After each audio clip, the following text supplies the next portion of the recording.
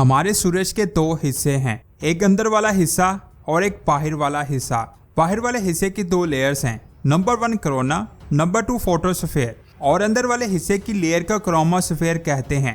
Corona इसके ऊपर वाले एटमॉस्फेयर को कहते हैं और सूरज की सतह को फोटोस्फीयर कहते हैं। जब आप सूरज की सतह को ढांपोगे तो आपको ये रोशनी नजर आएगी। असल में ये रोशनी सूरज की कोरोना यानी सूरज का एटमॉस्फेयर है। आप ये जानकर हैरान हो जाएंगे कि सूरज की सतह का टेम्परेचर 5700 डिग्री है, जबकि इसकी कोरोना यानी इसके एटमॉस्फेयर का टेम्परेचर 1 करोड़ डिग्री है। जी हाँ, साइंसदान को आज तक नहीं पता चल सका कि इसकी कोरोना का टेम्परेचर इतना ज्यादा क्यों है। ये बात आप जान लें कि सूरज कोरोना से बहुत ज्यादा सोलर विंड्स खारिज करता है। ये सोलर विंड सूरज से निकलकर पूरे सोलर सिस्टम में फैल जाती हैं। आमतौर पर इनकी रफ्तार इतनी तेज नहीं होती, लेकिन कभी कभी इनकी रफ्तार बहुत ज्यादा तेज हो जाती है। जब ये अपनी तेज रफ्तार से हमारी जमीन से टकराती हैं, तो सोलर विंड्स के प्रेशर से हमारी जमीन की मैग्नेटिक फील्ड कमजोर होने लगती है और इस वक्त ये सोलर विंड्स जमीन के मैग्नेटिक फील्ड के कमजोर वाले हिस्से से जमीन के एटमॉस्फेयर में दाखिल हो जाती हैं,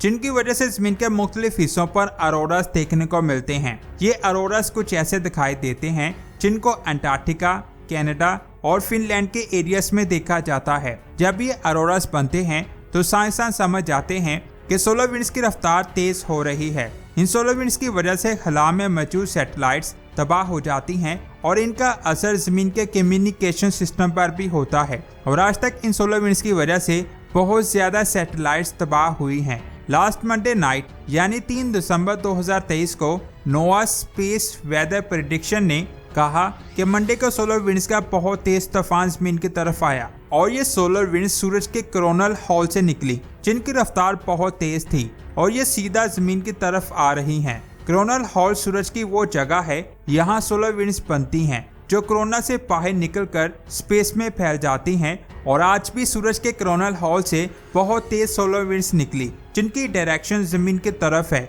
यानी ये सोलर विंड्स जमीन के गिर्द घूम रहे हजारों सैटेलाइट्स को तबाह कर सकती हैं और साथ ही ये स्पेस में मौजूद स्पेसक्राफ्ट और जेम्स स्पेस टेलीस्कोप को भी डैमेज कर सकती हैं। साइंसदान सोलर विंड्स को बहुत देर से स्टडी कर रहे थे, लेकिन उनको पता ही नहीं चल रहा कि आखिर सोलर विंड्स की रफ्तार कब तेज होती है और कब कम होती है और ये कब एक तूफान की तरह जमीन की तरफ आती हैं। इनको स्टडी करने के लिए पार्कर सोलर प्रोब को भेजा गया, लेकिन अभी तक नासा के पास इसका कोई जवाब नहीं है कि आखिर सोलर विंड्स कब तेज होती हैं और कब स्लो होती हैं। इसके बाद बात करते हैं क्रोमोस्फेयर की। ये सूरज के अंदर वाले हिस्से की लेयर है। इसे देख पाना बहुत ज्यादा मुश्किल है। साइंसदान इस लेयर के बारे में जानना चाहते हैं। उनके मुताबिक इस लेयर का असर सूरज की कोरोना पर होता है। ये लेयर ज्यादातर व्हाइट कलर में दिखाई देती हैं। नासा ने अपने एक स्पेसक्राफ्ट IS सोलर ऑर्बिटर और हवाई में मौजूद टेलीस्कोप से मुख्तलिफ फिल्टर्स का इस्तेमाल करके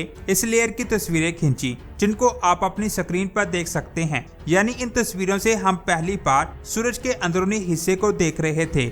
इस लेयर में बहुत रोशन हेयर को देखा गया है, जो इस चीज को जाहिर करते हैं कि यहाँ प्लाज्मा का असर बहुत स्ट्रॉन्ग मैग्नेटिक फील्ड पर हो रहा है। ये स्ट्रक्चर एक बलून की तरह का है, जिनसे मजीद स्ट्रक्चर बनते हैं और इस तस्वीर में नजर आने वाले हर हेयर का साइज हमारी जमीन के बराबर है। क्रोमोस्फेयर को स्टडी करके साइंसदान सोलर स्टॉर्म के बारे में जान सकते हैं, जिससे साइंसदान को पता चल जाए कि ये स्टॉर्म कब आएगा। इस वक्त नासा का IS सोलर ऑर्बिटर सूरज के चार्ज पार्टिकल को स्टडी कर रहा है। ये ऐसे पार्टिकल्स हैं जिनका ताल्लुक सूरज के मौसम से है। मार्च 2022 में ये स्पेसक्राफ्ट सूरज के करीब मरकरी के ऑर्बिट में पहुंच चुका था। वहां उसने जो स्टडी की उसे आप अपनी स्क्रीन पर देख सकते हैं। इसने सूरज की ऐसी खसूसियात को कैप्चर किया जिनको नासा ने पहले कभी नहीं देखा। इनमें से एक का नाम सोलर हेड्यूक है। इसे आप तस्वीर में निचले वाले हिस्से में देख सकते हैं। इस चीज के बारे में साइंसदान को कुछ नहीं पता कि ये कैसे बन रही हैं। हो सकता है ये स्ट्रक्चर मैग्नेटिक फील्ड के टकराव से बन रहा हो। इसमें सिर्फ अल्ट्रा वायलेट रेस को देखा गया है। ये स्ट्रक्चर देखने में छोटा लग रहा है, लेकिन इसका साइज जमीन से 25,000 किलोमीटर ज्यादा है और इससे जो गैसेस निकल रही हैं वो बहुत ज्यादा गर्म है। इन गैसों का टेम्परेचर भी 1 मिलियन डिग्री है। इसके अलावा इस टेलीस्कोप ने सूरज से निकलने वाली सोलर फ्लेयर्स को बहुत ज्यादा करीब से स्टडी किया। इन फ्लेयर्स को सूरज की कोरोना में भी देखा गया है ये सोलर फ्लेयर्स की वीडियो है जिसमें सोलर फ्लेयर्स कितने पावरफुल हैं। इसके अलावा सूरज पर कई धमाकों को भी देखा गया है जिनसे कोरोनल मास इजेक्शन होता है, लेकिन अभी तक नासा को इन धमाकों के बारे में कुछ नहीं पता, लेकिन वो इनको जानने की कोशिश कर रहे हैं ताकि इनके बारे में जानकर सोलर विंड्स की रफ्तार का पता चल सके कि वो कब तेज होती हैं और कब स्लो होती हैं। इसके अलावा स्पेसक्राफ्ट ने सूरज के पोल्स की भी वीडियो बनाई। नासा का कहना है कि सूरज पर मैग्नेटिक स्टॉर्म इन पोल्स की वजह से आते हैं और इसी जगह पर सूरज के सारे राज छुपे हैं। साइंसदान का कहना है कि यहाँ मैग्नेटिक फील्ड का एक साइकिल हो सकता है।